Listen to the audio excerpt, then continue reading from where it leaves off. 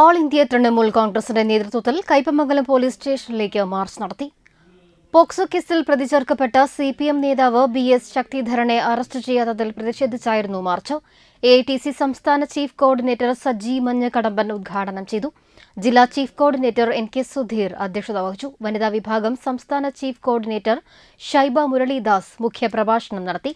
സംസ്ഥാന കമ്മിറ്റി അംഗങ്ങളായ ഡോക്ടർ ദിനേശ് കർത്ത, TS Biju, Manaf Guruvayur, Ramesh R Nair, വനിതാ വിഭാഗം പ്രതിനിധികളായ അജിഷ അനീഷ്, സോഫിയ, സാബിറ, സുജി, സിമി, ആശ, സാജിദ, ജില്ലാ കമ്മിറ്റി അംഗം മുസ്തഫ കയ്പമംഗലം, യുവജന വിഭാഗം ജില്ലാ കോർഡിനേറ്റർ ശ്യാംരാജ്, പ്രവാസി വിഭാഗം ജില്ലാ കോർഡിനേറ്റർ കുഞ്ഞി മുഹമ്മദ് തുടങ്ങിയവർ സംസാരിച്ചു.